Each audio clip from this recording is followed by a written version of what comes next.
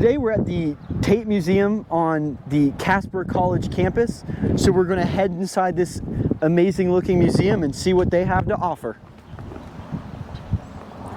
Good.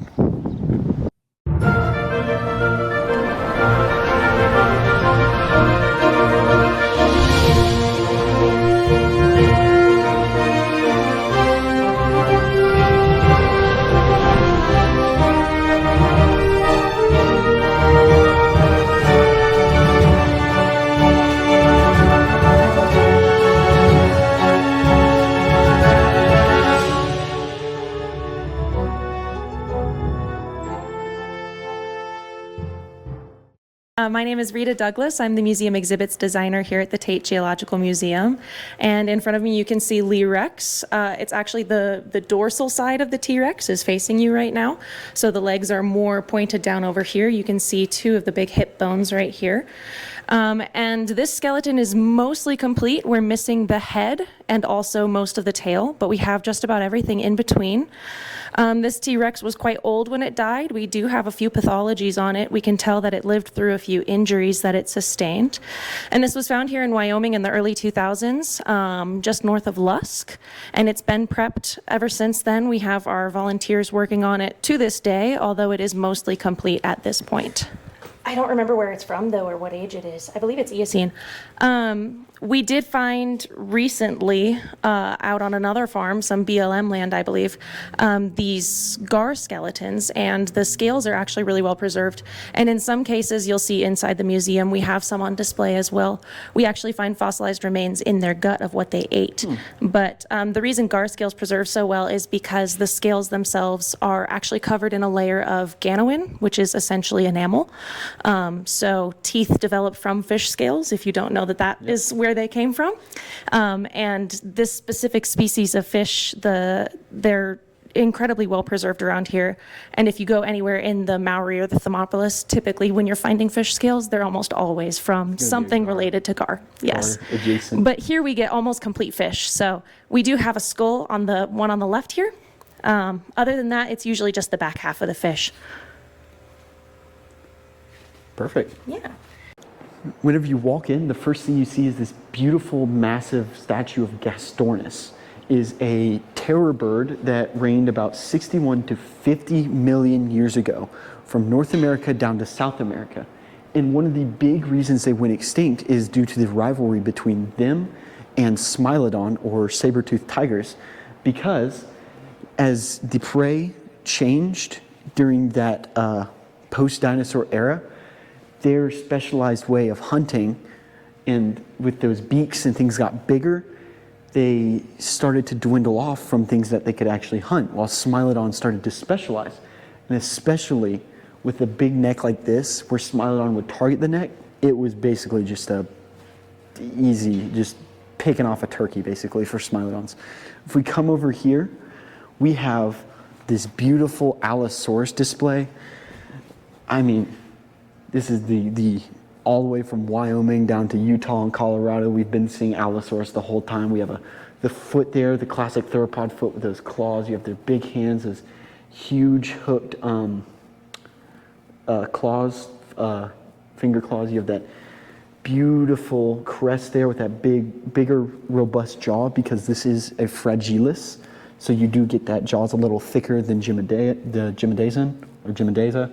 Their crest might not be as pronounced or authoritative, if you want to call it that, but this is a beautiful cast. And if we come over to this other side, it appears we have part of a Triceratops frill, part of the partial neck frill. This would have been what would be covering the back of the neck, kind of like the back of my hat is right now for me a little bit, but that would be that naturally there. So yeah, that's a really cool partial frill there that would have been to protect possibly the neck and be able to make it face head on against something like a Tyrannosaurus and still have some armor to protect its neck. So let's go ahead and head on inside and see what else we find out. Well, I want this, of course, to address your particular interests and concerns as much as possible. So if you want to redirect me at any point, by all means, feel free to do so. When I'm talking to visitors, I usually start out with our kind of flagship display here. This is D the mammoth. It's a good example of how people sometimes find fossils by accident, because the guys who found this were not looking for bones. They were drilling for oil. And they were... that tends to be...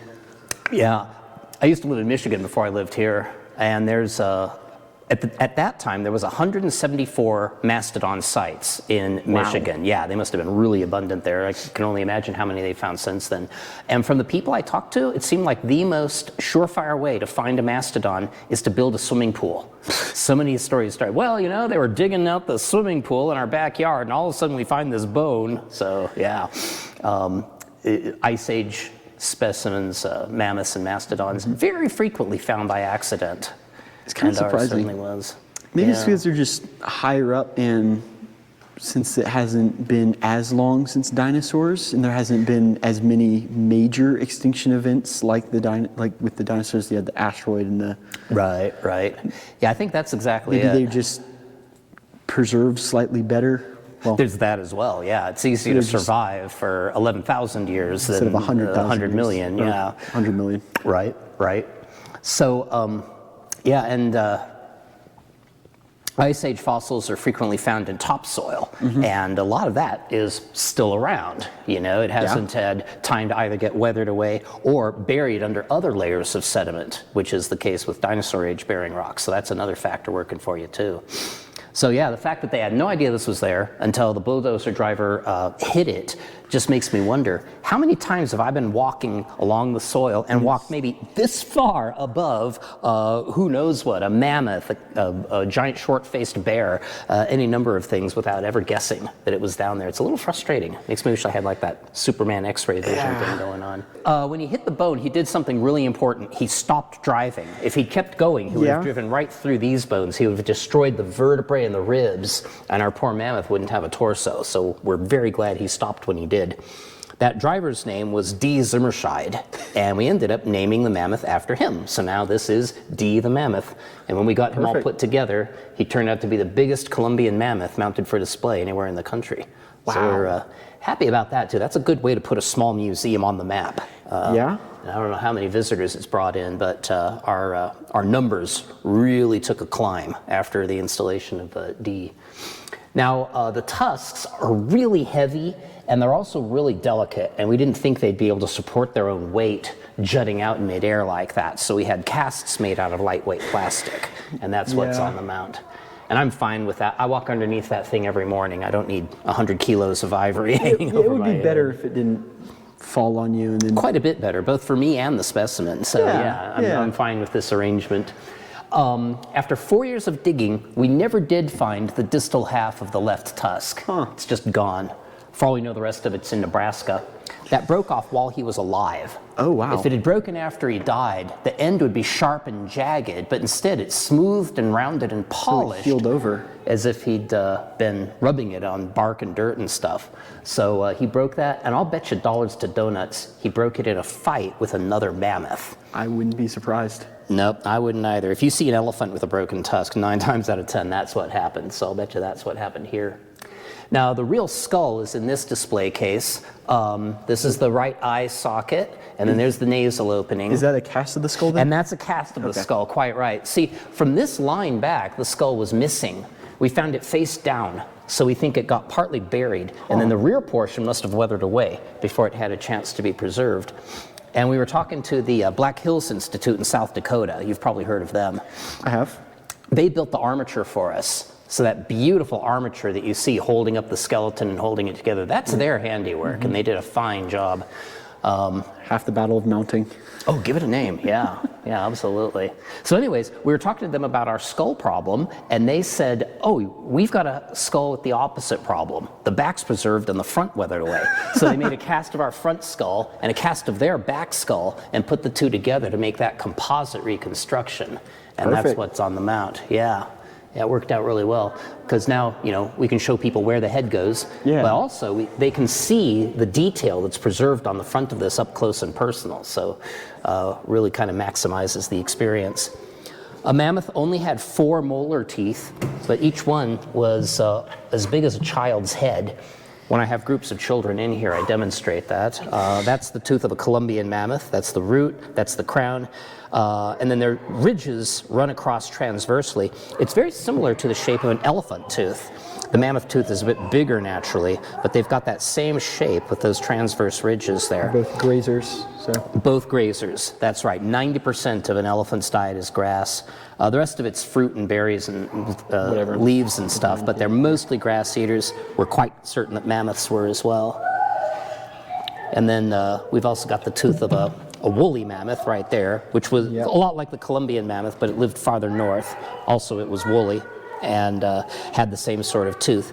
Now, these are from healthy young mammoths who died in the prime of life, but of course, grass has natural glass, silica in the leaves, and it's covered with dust and grit, and as you chew it, it wears down your teeth a little bit by little bit, year after year. So if you look up at these teeth, you can see that they're worn down to only the size of a baby's shoe. So that's an indication that we're looking at a really old mammoth. Older, Yeah, 65 or 75 years old. The pelvis on the mount is made out of plastic because the original pelvis got run over by the bulldozer. It's in 1,000 pieces. Makes sense. Yeah. And after 4 years of digging, we never did find the lower part of the left hind leg. So from the knee down, the left leg is plastic. You can see it's a different color from the right leg. Yeah. But except for those 3 things, the rest of what you're looking at on this mount, almost all of this is the real, actual, original 11,000-year-old bone. So that's something else we're quite happy about, is being able to show people the real McCoy. This is the real. For the most part, yeah. So that's D, the mammoth. Unless you had any assembly line process. We'd dig up a bone, and then we would bring the bone into our prep lab, and there people would clean the dirt off, glue the broken bits back together, and then there's cracks in the bones that you can see that look kind of gray. Those are filled in with plumber's epoxy. So they use plumber's epoxy to fill in the gaps. So the bone doesn't fall apart randomly. Exactly, yeah. Also, it makes casting and molding a lot safer, because that way the silicone isn't getting down into those cracks and then pulling the bone apart when you open the mold. Ugh, I don't even like thinking about it. So yeah, when the bone was all done being prepared, then we'd send it to the Black Hills Institute, and they would measure and photograph each one and use that as a guide for building the armature, the right size and shape to fit the bones.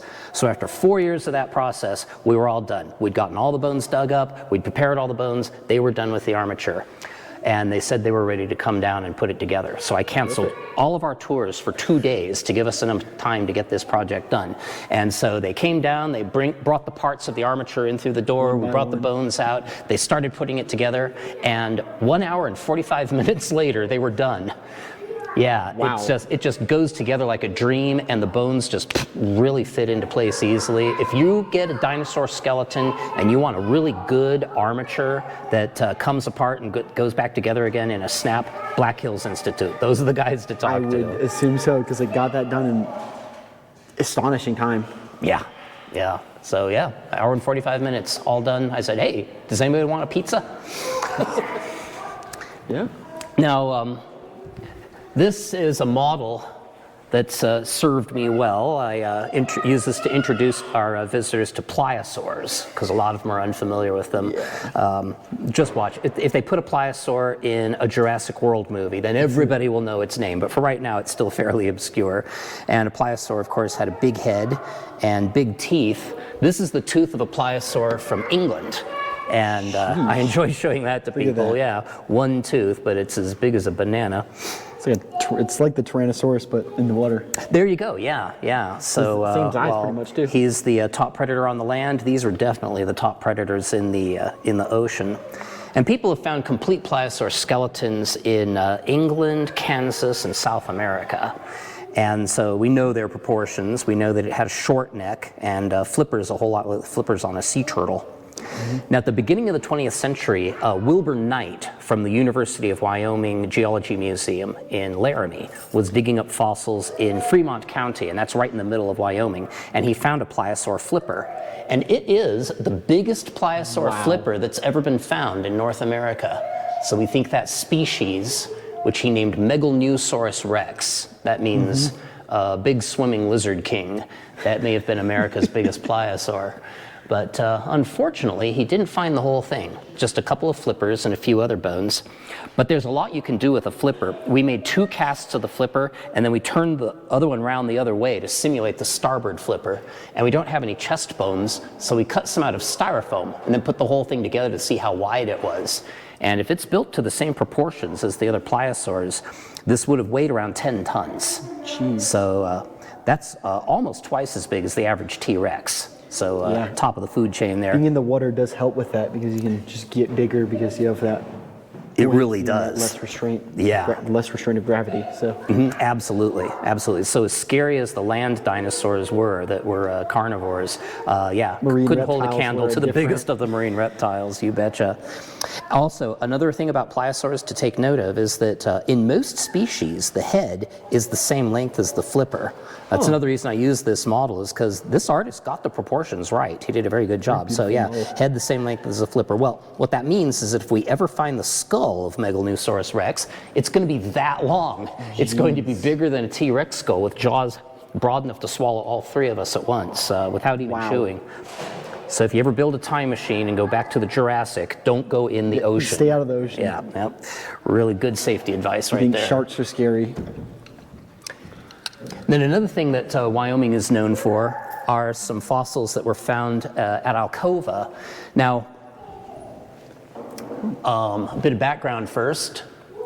Everybody knows what this is. For a long time, though, nobody knew how a pterodactyl moved when it was on the ground.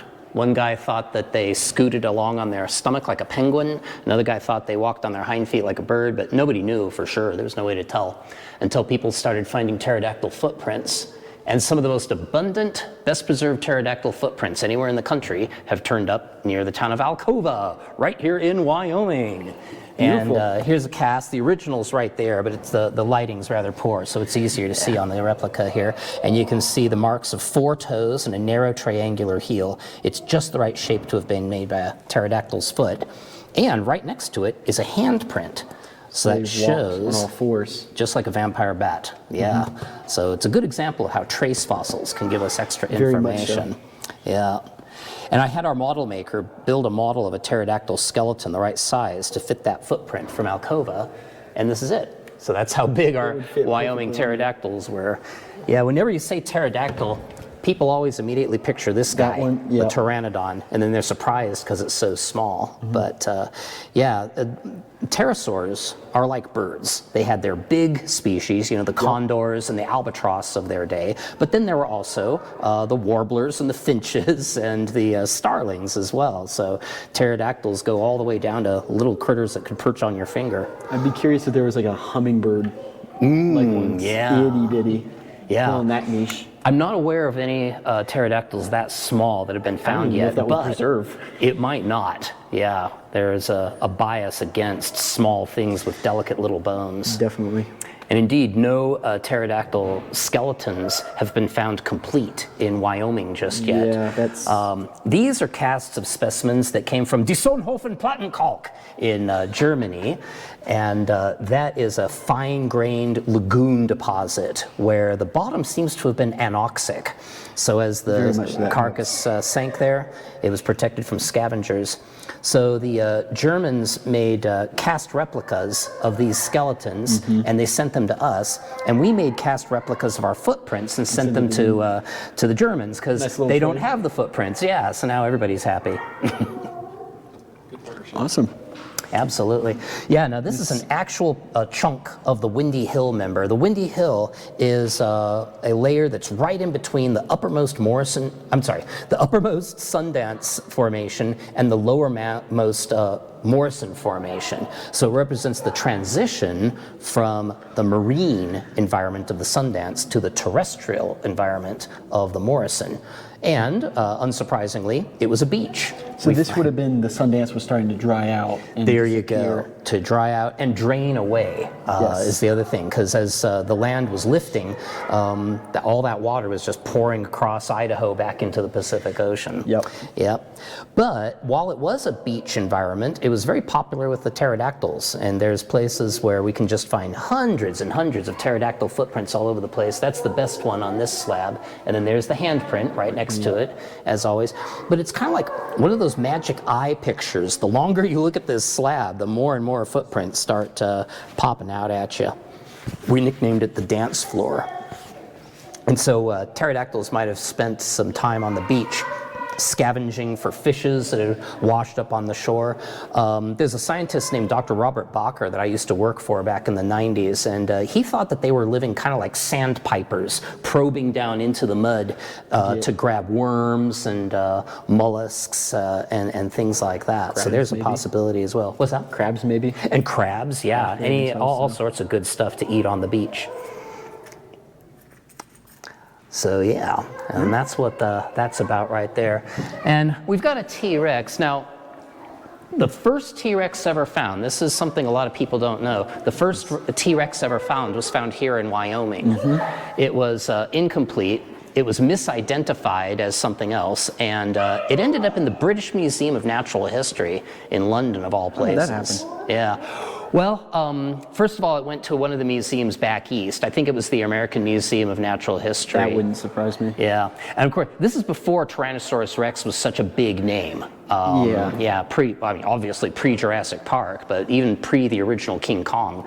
And there were a couple of T-Rexes in American collections, and then World War II started, and it was decided that it wasn't a good idea to have America keeping all of its T-Rexes in one basket.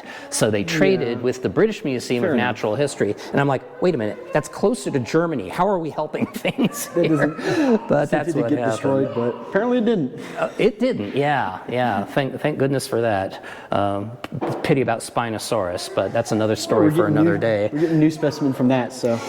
Yeah. So little bit by little bit. That nightmare. No study. doubt. So if you want to see Wyoming's first T-Rex, you have to hop across the big pond to the UK, and that bone is on display at the British Museum.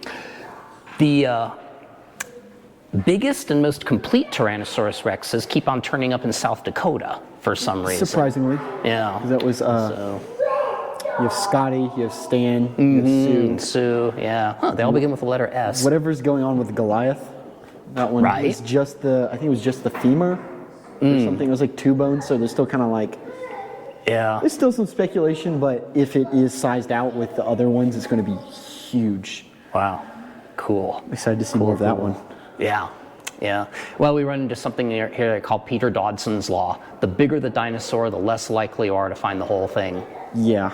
So. Well, when it is- dies, I mean, assuming it doesn't die in the KPG extinction, I'm assuming stuff would scavenge off of it. And Quite right. Tear it apart. So. Yeah. Especially if it's big, it's just a buffet right there. Right.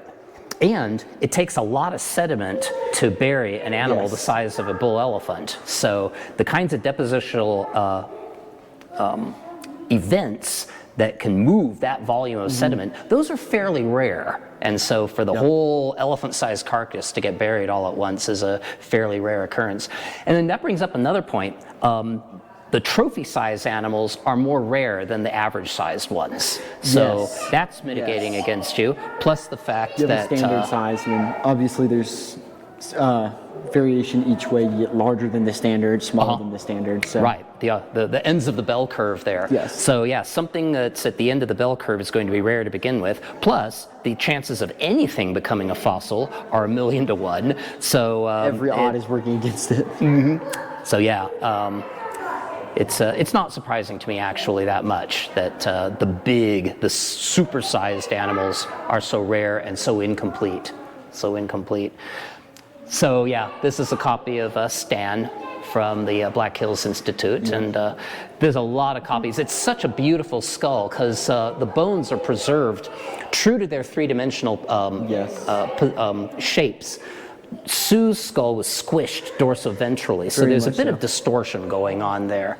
And And Stan's bones are much more true to shape, and so when they got them all dug out, they were able to mold them, cast them, put them together like a three-dimensional jigsaw puzzle, and it still provides one of the best ideas of the three-dimensional structure of a T-Rex skull, both on the outside and inside as well. The bones of the roof of the mouth, the brain case, all of that good stuff. So yeah, it's one of my favorite T-Rex specimens. Now we had a discovery of our own not too long ago. This was found by a geology class field trip just a little bit northeast of Casper, right here in Natrona County. I mean, you can almost see the site from the parking lot. It's that close. Wow. And Dr. Sindel was showing the students the Lance Formation, and he said, and the Lance Formation, of course, is famous for containing lots of dinosaur bones. Whoa. There's one now. And that turned out to be the horn, the brow horn of this beast. And at first we thought it was a Triceratops, because if you look at a Triceratops skull, the brow horn is just the same shape as Nicole's brow horn here. We named her Nicole. And then we found the frill. And of course, the Triceratops has a short, thick, solid frill of bone growing out of the back of its head. And when we found Nicole's frill, it turned out to be long and thin with a pair of big holes in the bone. And then, and that, of course, is characteristic of Torosaurus. This is a cast of a, or no, not a cast, I'm sorry, it's a model, 3D printed model of a Torosaurus skull that was made for us by Treebold Paleontology. And you can see the long, thin frill and the holes in the bone quite well there. So that was pretty exciting for two reasons. Torosaurus is still fairly rare.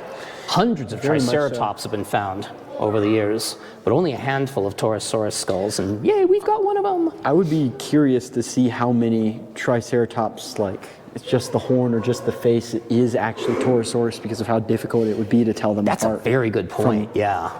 Frill down and neck back. Virtually identical. They're pretty much the same. Now I've heard that the nose horn shows some differences, that it's more laterally compressed in Torosaurus and more nearly round in cross-section in Triceratops. But yeah, for the most part, really similar. Very similar. That did work to our advantage, however, because although Nicole's cranium, we got quite a bit of that, we did not find the mandible. So what Treebold Paleontology was able to do is scan a Triceratops mandible that they have in their collection, and then with the computer, they scaled it until the tooth row was the same length as Nicole's upper tooth roll, and then they 3D printed it, and then zip, it fits like a glove. So the two animals are similar enough that we can borrow parts from the one to complete the other. A lot of the left side of her face was missing too, but we did find the right jugal bone, right? That's right over here. Yes, and we sent that down to the Rocky Mountain Dinosaur Resource Center in Woodland Park, Colorado.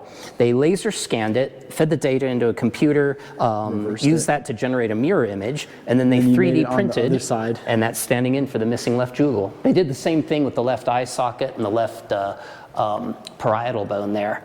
So that's kind of cool. But the coolest thing of all is right here. That is a tooth mark. And then there's another tooth mark there and one there. There's a groove connecting them here, and then scratches running to a notch at the edge of the frill right there.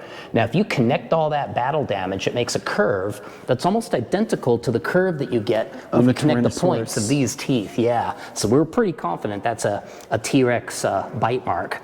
Furthermore, the bone around the notch is remodeled. So that was starting to heal at the time that she died. Survived. Yeah, and that shows us two important things. One, Jack Horner is wrong.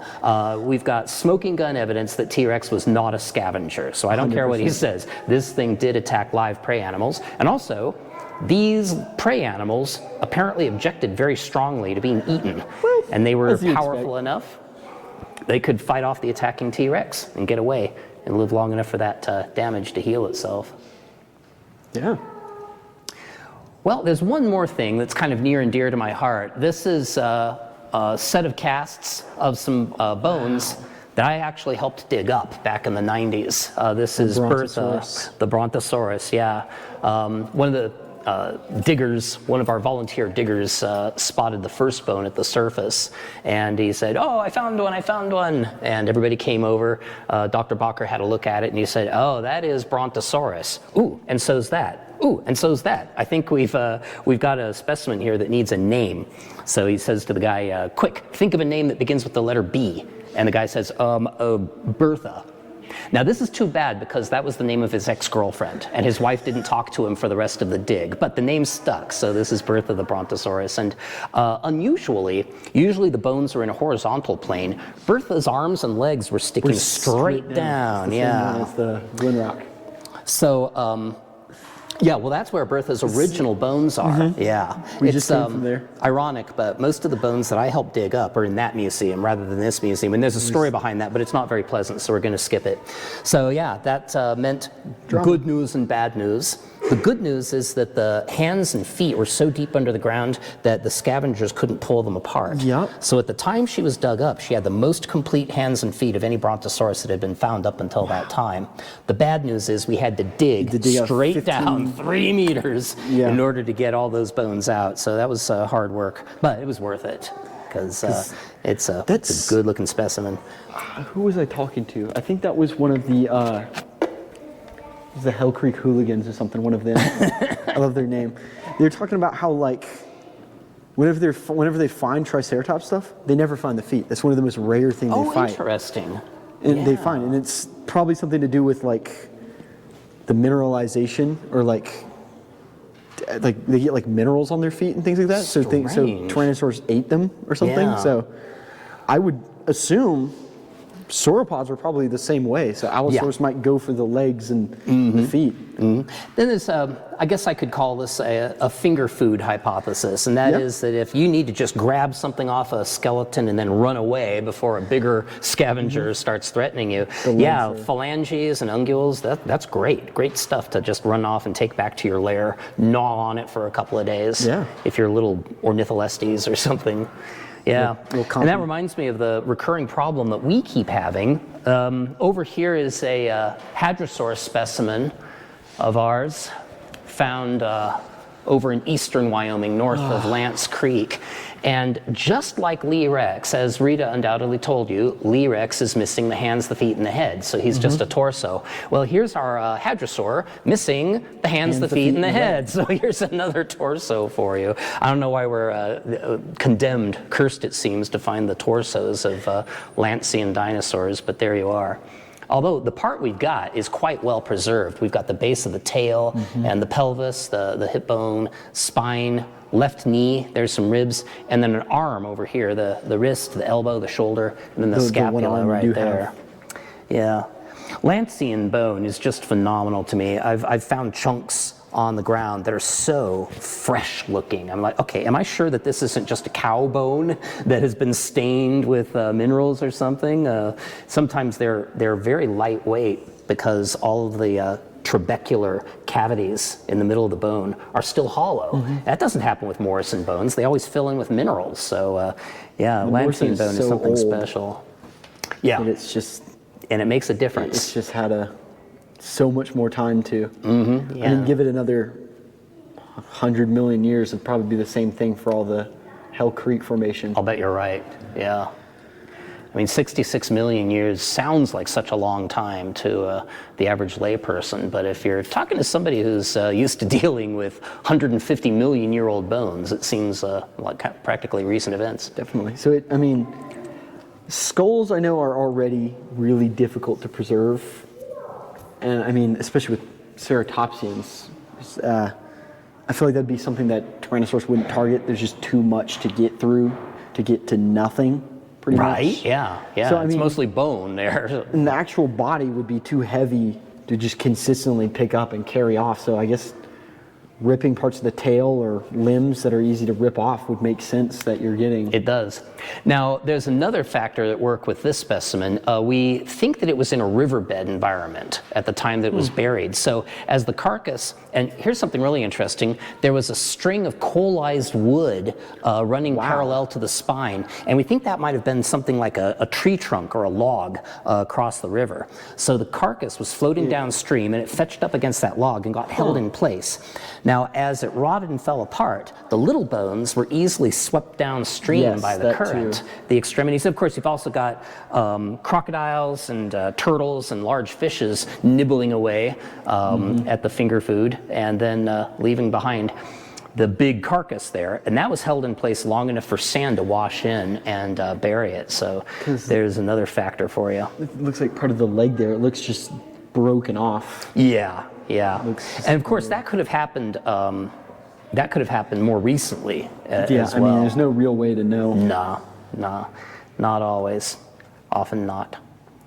But hey, we're always grateful for what we've got. I mean, considering how long ago these things have been and how long they've been around, it's well, in the words of Yoda, when 66 million years you reach, look as good you will not.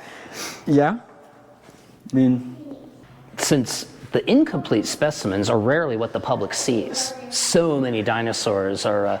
The first year that I was out digging with Dr. Bacher, you know, I'd grown up watching documentaries on television, and of course, when they show them digging up the skeleton, they choose a skeleton that's very largely Very complete. You know, articulated, that looks yeah, better on camera. TV. And of course, a lot of those are just recreations where they are pretending to dig up a skeleton. So I thought that was kind of the order of the day, and very quickly I realized, whoa, that almost never happens. That is not right. And when Dr. Bacher says, ooh, it looks like we've got another skeleton here, well, that means that we found 3 bones that belong to the same dinosaur, and maybe there's 5 or 6 others there, maybe that's it, but that's what passes for a skeleton in paleontological parlance. No, it's not a complete skeleton. That never happens. fully articulated ones are very, very, very, very, very rare. Yeah, not a once in a lifetime experience, but once in multiple lifetimes experiences. Yes. Because I'm sure there's many paleontologists that have gone through a whole career without ever once finding a complete skeleton. Oh, I'm sure. And I'm just depending on what field you go into. Like, I feel, this is my opinion, mammals, like later mammals, are probably easier just because they had less time to be obliterated by time. That's part of it. Now in Wyoming, we've got a particularly special case, and well, I've got a good example of that right over here. And that's the White River Formation, because Dr. Sundell has a hypothesis that a large component of the White River fauna were burrowers. And the most abundant large to medium-sized mammals that you find in the White River Formation are the oreodonts. And he thinks that they were basically living a life like overgrown prairie dogs. Most traditional reconstructions show them living in herds like sheep, but he thinks these guys are more burrowing type critters. And this is one specimen that kind of seems to support that hypothesis. This is 10 oreodon skeletons in one block of rock. 5 of them are juveniles. That's a juvenile there, that's a juvenile there, juvenile there. This is the rib cage and neck of another juvenile, but his head fell off. His head's down there now. And then these others are subadults. So we've got a subadult here, and here, and here, and here, and there. And they're generally on top of these juveniles. So what Dr. Sundell thinks happened is that a predator, probably a hyenodon, frightened the herd of subadults, and they came piling into a burrow to escape. And they piled in on top of those juveniles, and then the predator tried to dig them up. And that caused the roof of the burrow to collapse, ended up smothering and killing all 10 of them. Rotten luck for them, but good luck for us, because the ones in the back of the burrow here, these were buried so deeply that the predators couldn't get them out, and a lot of them are almost complete and largely still articulated. You can see the arm bones of this one still all put together. This guy's vertebrae all still in a row like that. I love it when that happens. It makes it easier to reconstruct the scene as it might have appeared when they were still alive, which is what this is right here. So each one of these oreodons is one that's in the burrow there. So this guy is right there, and then that poor little fellow is right here, wishing he was in a different burrow. And then that guy is right up there. So they're all there, and hopefully not too far off the mark. Of course, you have no idea what color they are in life, but Yeah. I figured that, you know, to show people which ones are the juveniles and which ones are the adults, I gave the juveniles a spotted pattern, like a fawn or something. Completely speculative, but it helps illustrate the purpose. It gets the point across, so. There you go, yeah. And it's part of what's fun about paleo illustration, Yes. is You get to always use your creativity and a little bit of imagination. You try and minimize that, but sometimes that's all you can do. And this is also a There you go. Now, possible burrow at this bottom part. right. And here's where Dr. Sindel and Dr. Bacher have a little bit of a disagreement on their interpretation of the White River Formation, because Dr. Sindel thinks the Oreodonts were really and truly digging these burrows themselves. Bacher, however, thinks that most of them were actually dug by tortoises. Huh. There's lots of tortoises in the White River Formation. They're tremendously abundant, ranging in size from a cheeseburger up to the size of a wash tub, and every size in between, very abundant. And the claws are shaped like the claws of a digging reptile. So these look like they're built to be good burrowers, and Bacher thinks that the tortoises were building the burrows, and the Oreodonts would just come in and then enlarge them a bit for their own purposes, and put in a pantry, you know, all the things you do when you're making a burrow your home. Makes sense. I mean, Yeah. instead of digging a completely fresh hole, if you find one that's already Why not? pre-built. It's kind of like the way that warthogs will take over an abandoned aardvark burrow. You know, once again, it's like, hey, that's just a burrow we didn't have to work for. And once again, with their tusks, they can enlarge it a bit, and then got aardvark home. So yeah, we got the tortoises, so those may have been burrowers. And then the ancient rabbit, Paleolagus, which means ancient rabbit, is also a good candidate for being a burrower. Of course, their burrows would have been quite small. Yes. But here, once again, just a fine example of how marvelously complete these White River specimens can be. That's the forearm right there. So he's all kind of curled up in this position. Once again, very likely in a burrow at the time that he was buried.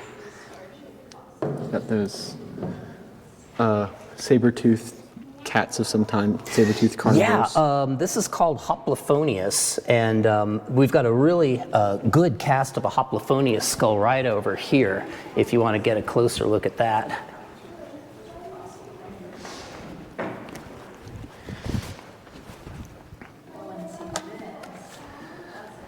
So yeah, the Hoplophonius looks almost exactly like somebody took a saber tooth and then shrunk it down to about the size of a large lynx or a small puma in there somewhere. But it's got the same laterally flattened canines and also the very low coronoid process. You see that on Smilodon too, and that means it was able to open up the mouth extra wide, and that would clear the points of the saber teeth for a stabbing attack.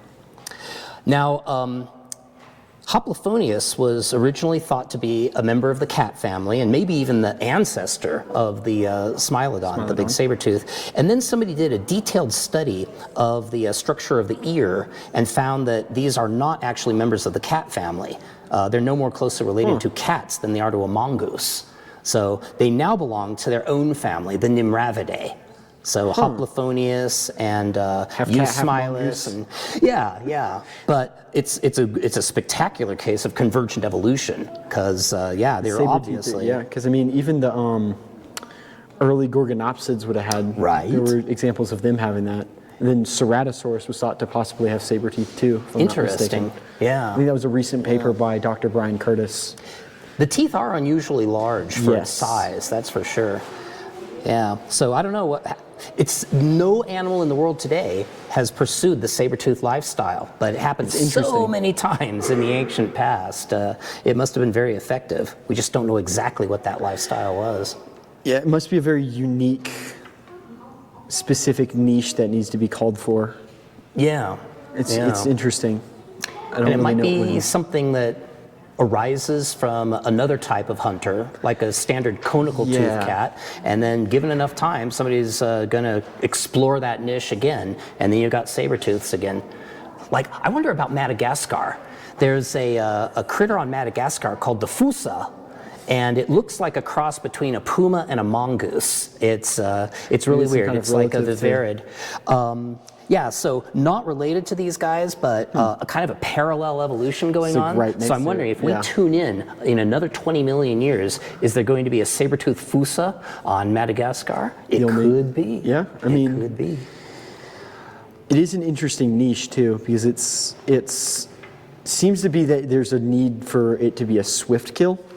Right. Because I mean, Right. None of this it's hold not- your throat and strangle you. yeah, it's not It's biting like- the shoulder, it's not biting the ribs. They would break those off, so it had to be like the jugular or something that would just get it over with quick. Yeah. So Which I guess is good news for the prey animal. I think I'd rather die from a quick stab to the jugular than being strangled to death by Yeah. a pack of wild dogs. Well, I'm gonna set Hoplo back where he goes on the shelf here. We try and make this museum as hands-on as we can. It's a lot easier to keep kids' interest if Very much we've got so. stuff that they can experience with their fingertips as well as with their eyeballs and their ears. Allosaurus right here. Yeah. Allosaurus was the most abundant meat-eating dinosaur in Wyoming during the Jurassic. So I like telling the kids that if they went back in time 150 million years, this is what would eat you. Is like 70% of the Morrison theropods. Yeah.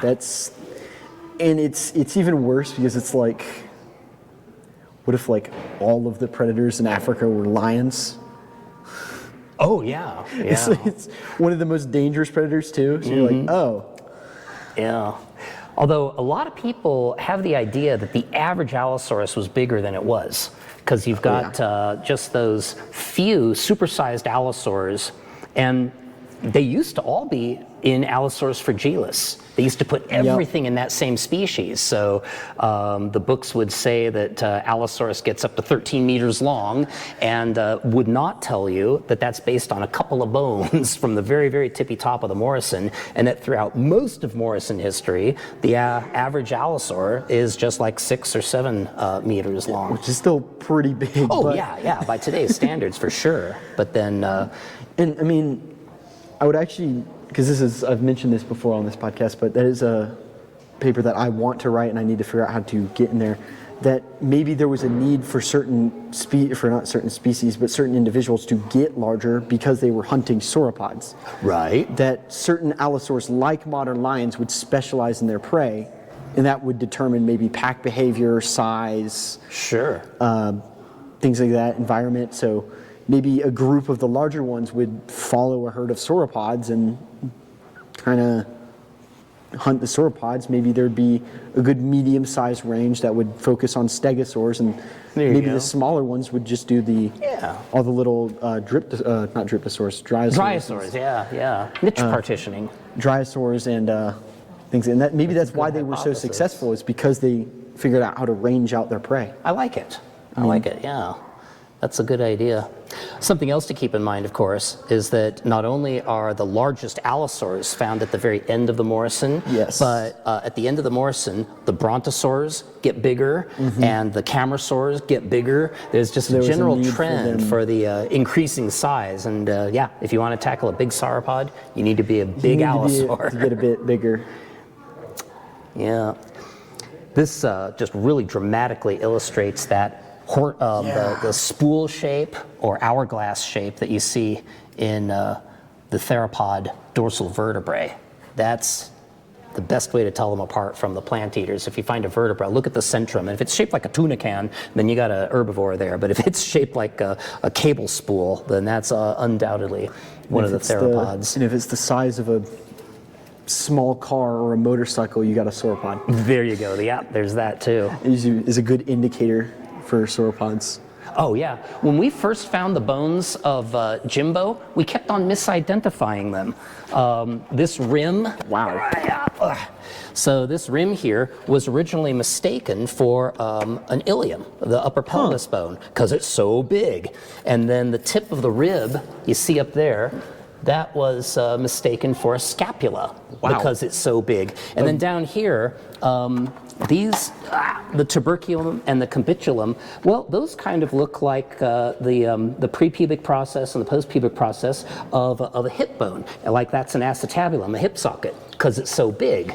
So then we kept on digging, and this person dug more of the bone out and more of the bone out and said, boy, this is turning out to be a really long pelvis. And then this person over here was saying, funny you should say that, because this is turning out to be a really long scapula. And then they met in the middle and realized that what they'd actually found was the biggest dinosaur rib ever found in Wyoming. And later on it was identified as Supersaurus. So this is one of only, well, these are just parts of it. The original is at the Wyoming Dinosaur Center in Thermopolis. So that's worth checking out if you get a chance. Well, that's where we're heading next, so. Oh ho, all right. Well, you'll be able to see the original Jimbo bones, the Jim bones. The Jim bones. Although lots of animal bones had been found in the White River Formation, hardly any plants. Root casts and hackberry seeds were about it. But then Dr. Sindel found a layer of freshwater limestone on top of a hill a little bit northwest of Orange Junction. And in that limestone were lots of plant fossils, leaves and stems and roots and all sorts of stuff. And so that was kind of exciting. It's a plant fossil from the White River. And then under the microscope, it turned out that it also contained pollen. So he collected a lot of the pollen, sent it to University of Wyoming Geology Museum down in Laramie, and they studied it under the microscope and gave us back a flora list. So we knew what kinds of plants were living in Wyoming at that time. And so I think I started with this picture. Oh wait, no, the first one was this one here, showing the underneath Swan Lake. And here we see the leaves of some willow-like trees, freshwater algae like Cara, and some branches and stuff. And then in this one, the plants that are growing by the edge of the water, including alnus, which is alder. There's a willow-like tree. There was some trichoporate pollen like that of an oak, so I got some oak leaves coming in there. Spores of ferns and fungi. I chose shelf fungi because I think they look cool. And then there's royal cinnamon fern and polypody fern. And then a plant called goosefoot, Chenopodium, here and here. And then some spores from a tree fern, Cyathodides, which was kind of surprising, but it was cool to put that in because that gives it kind of a tropical look. And then what are they called? Phytoliths from Equisetum, which is horsetail. So got some of those guys there.